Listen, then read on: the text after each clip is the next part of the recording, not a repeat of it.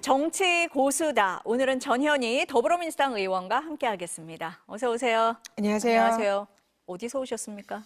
네, 지금 광화문에서 왔습니다. 네. 아니 앞서서 화면 보니까 여의도에서 광화문까지 갈 때 걸어가시는 모습이 화면에 있더라고요. 네. 요즘 계속 그렇게 왔다 갔다 하세요? 네, 국회에서 광화문까지 매일 지금 오늘 6일째 걷고 있습니다. 민주당 의원들이 지금 탄핵 국면에서 많은 국민들이 불안해하시고 불면의 밤을 또 보내고 계신데요.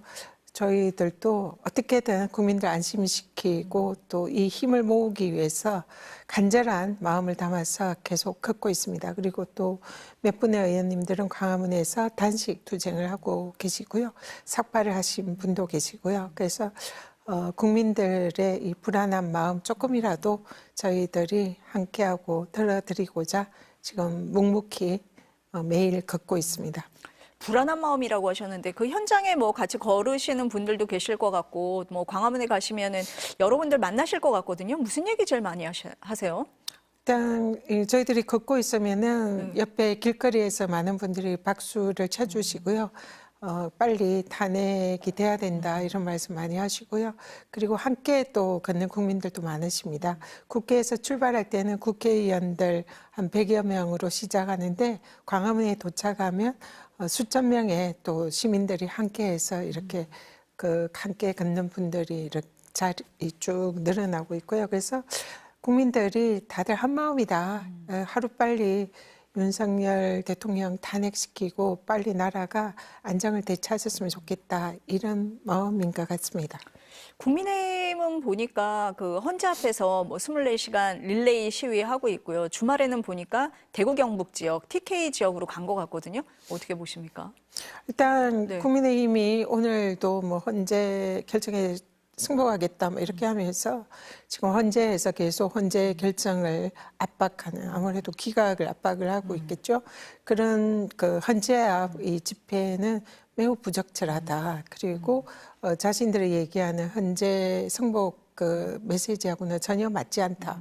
이렇게 생각이 들고요. 만약에 지금 국민의힘이 진정성이 있으려면 지금 헌재 앞에서 헌재를 압박하는 이런 국민의힘 의원들 당장 철수시키고 정도가 심한 분들은 또 징계를 해야 된다 이렇게 생각합니다. 그리고 또 대구라든지 이런 지역에 뭐 갈 수는 있습니다. 근데 그것이 극우 세력들을 결집시키고 선동하려는 이런 의도가 아닌가 이렇게 보고 있고요.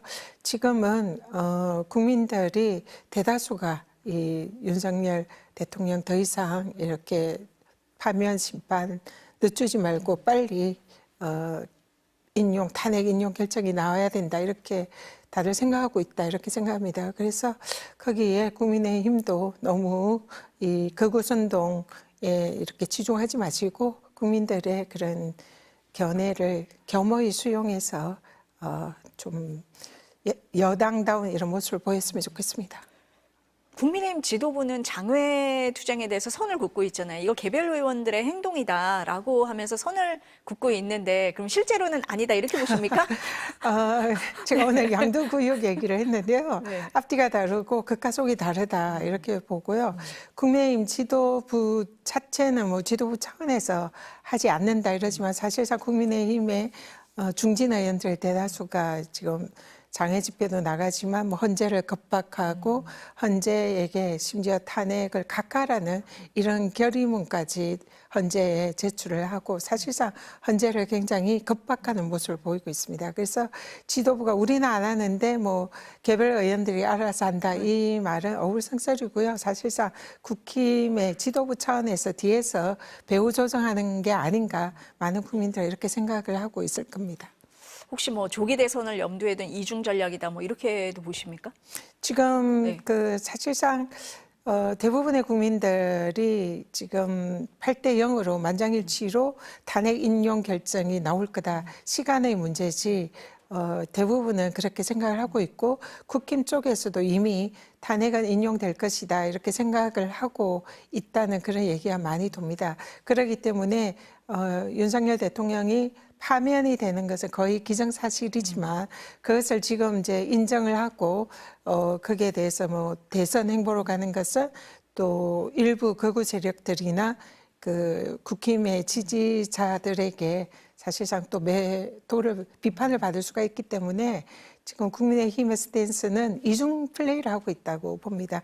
그래서 겉으로는 탄핵이 기각된다, 각하된다 이 주장을 하지만 안으로는 대선을 준비를 할 수밖에 없고 그런 차원에서는 여기에 대해서 일정 정도 지도부 차원에서는 선을 긋지만 실제로 국민의힘 대다수는 지금 극우 세력들하고 함께 가는 그런 행보를 하고 있는 게 아닌가 이렇게 보입니다. 어제 권성동 원내대표가 헌재 결정에 승복하겠다 이런 얘기를 했어요. 그래서 앞서서 이제 정성국 의원님께서 출연을 하셔서 제가 여쭤봤어요. 진정성이 있느냐 그랬더니 헌재 결정 승복하는 거 너무 당연한 질문인데 왜 묻냐고까지 하셨거든요. 진정성 있다고 보십니까? 의심하십니까? 헌재 결정을 승복을 안 할 수가 없죠. 공당이라면. 그래서 당연한 얘기이긴 합니다. 너무나 당연한 얘기를 왜 이렇게 생색을 내면서 승복을 하겠다라고 하는지 그 자체가 좀 이해하기가 어렵고요. 민주당 보고 또 민주당과 이재명 대표 승복 의사가 없는 거 아니냐. 그거 뭐 공개 선언해라 이런 주장까지 하고 있어요. 그래서 오늘 이제 우리 그 최고위에서도 이게 좀 이슈가 됐는데요. 제가 그런 식으로 얘기를 했습니다. 그동안 민주당은 계속적으로 헌법 질서를 수호하고 헌재를 존중해 왔습니다. 당연히 헌재 결정에 대해서 승복하는 것은 이런 헌법 질서를 존중하는 정당으로서 너무나 당연한 거 아니냐. 근데 국민의힘의 승복 그 주장이 과연 진정성이 있냐. 진정성이 있으려면 지금 그 헌재에서 위헌 결정이 난 권한쟁의심판에서 최상목 대행이 지금 마은혁 재판관을 임명을 하지 않고 있는 이 부분에 대해서 국민의힘에서 강력히 경고하고 마은혁 재판관을 임명해라라고 해야 되는 거 아니냐 이걸 묻고 싶고요. 그리고 또 하나 그동안 국민의힘은 사법부에 대해서 지속적으로 부인을 하고 겁박을 했습니다.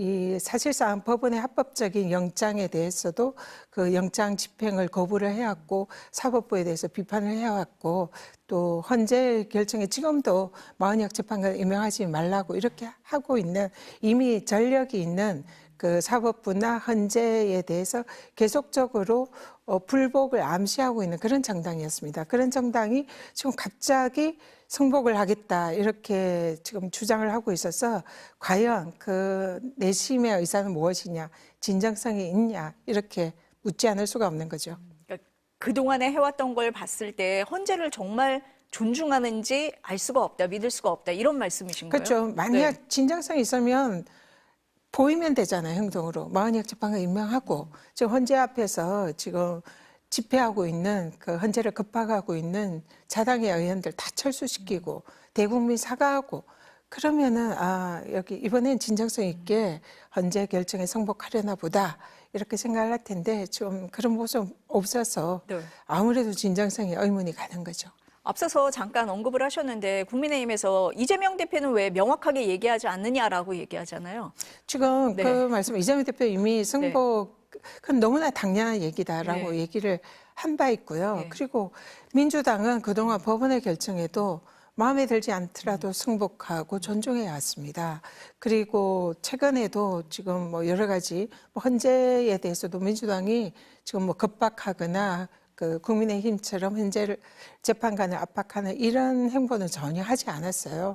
그래서 민주당은 그동안 계속적으로 헌법 질서를 존중하고 헌재를 존중하고 또 헌재의 결정, 사법부의 결정을 존중하는 그런 그 모습을 계속 보여왔기 때문에 당연하다 이렇게 말씀드립니다. 너무 당연해서 네. 뭐 국민의힘에서 뭐 공동 기자회견이라도 하자 뭐 이런 얘기까지 하고 있는데 굳이 선언 같은 거 할 필요 없다 뭐 이런 너무 입장이신 건가요? 웃기는 얘기 아닌가요? 법원의 재판 결과 그리고 헌재 선고 결과 존중하고 따르는 것은 민주국가의 정당의 당연한 모습 아닙니까? 그걸 굳이 우리는 앞으로 승복할 거야 이렇게 하는 게 오히려 이상한 거 아닌가요? 혹시 그러면 윤석열 대통령이 승복 메시지 내야 된다 이렇게 생각하세요? 지금 사실은 승복을 해야 할 가장 핵심 당사자가 윤석열 대통령이겠죠. 윤석열 대통령의 경우에는 지금 여러 가지 행보를 볼 때 아까도 말씀드렸지만 법원의 영장이나 법원의 여러 가지 결정에 대해서 그동안 계속적으로 불복해 왔습니다. 사실상 사법부의 뭐 이런 어떤 권한이라든지 권위에 대해서 도전하고 인정하지 않는 이런 모습을 보였고요.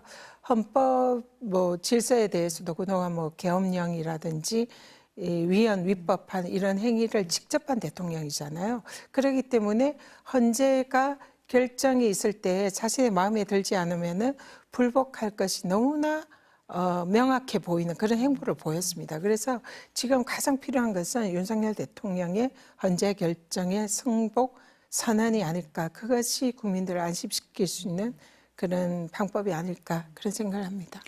윤 대통령이 석방됐을 때 관저 정치하는 거 아니냐, 여러 통로를 통해서 메시지를 낼 거다라고 했는데 지금 조용하다고 해야 될까요? 그렇게 보이는데 어떻게 보십니까? 석방되고 난 뒤에 심지어는 거리에 나와서 마이크를 들고 극우들을 선동하지 않을까 이렇게까지 걱정하는 분들이 계셨는데요. 그러지는 못할 것 같습니다. 지금 여러 가지 상황에도 불구하고 그동안에 윤석열 대통령의 무소불위의 사법부 이 부정 이런 거에도 불구하고 네. 감옥에서 아마 있으면서 이런 어떤 법 질서의 무서움을 몸소 실감하지 않았을까 그런 생각을 하고요. 지금은 그래도 이 법 앞에 좀 약간 두렵달까? 이런 지금 상황이 아닐까 이런 짐작을 합니다. 그렇기 때문에 헌재에 대해서 지금 판결이 선고가 되기 전에 섣불리 헌재를 자극하거나 도발하는 이런 모습은 판결에 유리하지 않다라는 이런 생각을 뒤늦게 한 게 아닌가 이렇게 개인적으로 생각하고 있습니다. 지금 헌재 선고 말씀을 하셨는데 법률가시기도 하니까요. 언제쯤으로 예상하세요?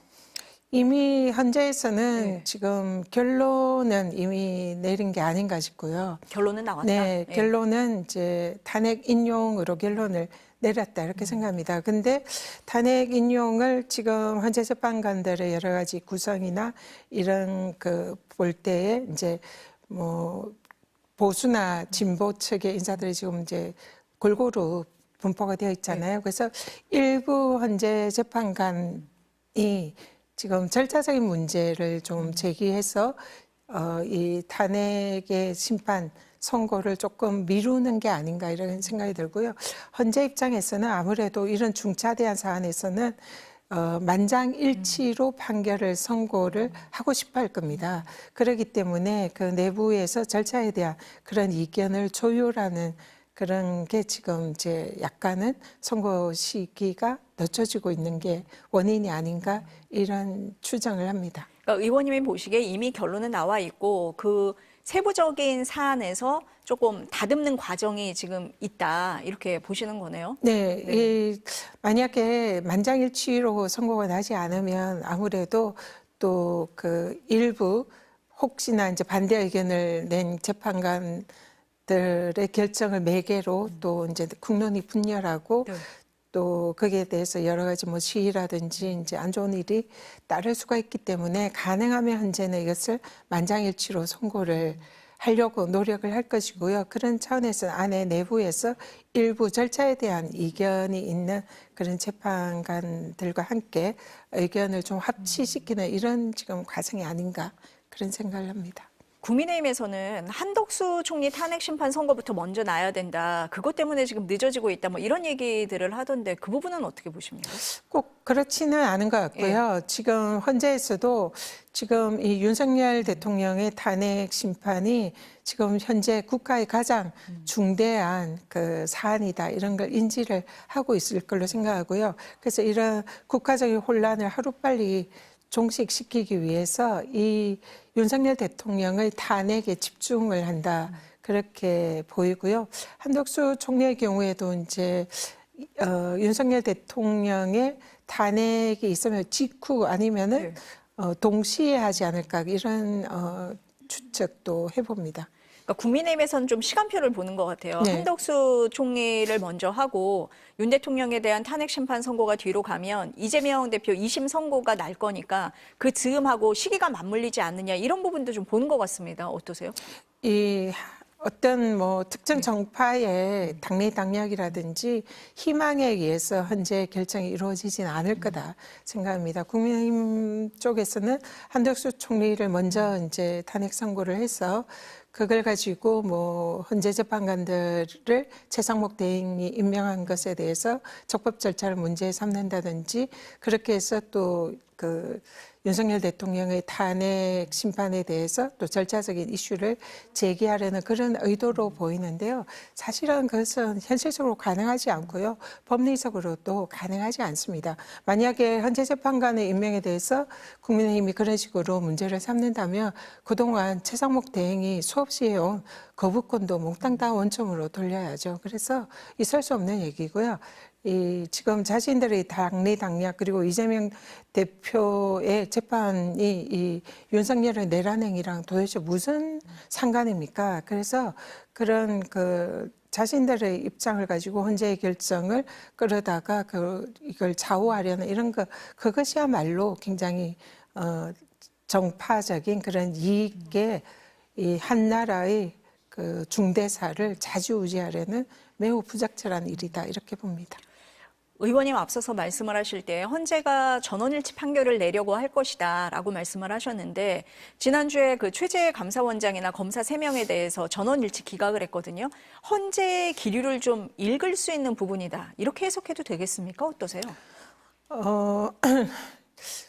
꼭 그렇다고 볼 수는 없지만 이번에 이제 검사들과 감사원장의 그 만장일치 탄핵 기각에 대해서는 개인적으로는 굉장히 좀 아쉽습니다. 그럼에도 불구하고 이제 제1성은 헌재 결정을 존중한다 이렇게 얘기를 했는데요. 아시다시피 제가 국민권익위원장 때 감사원으로부터 정치적인 표적 감사를 받았습니다. 그리고 이제 제가 어떻게 보면 그 피해 당사자인데요. 근데 헌재에서 이번에 감사원장을 탄핵을 할 때 3시간만 신문을 했습니다.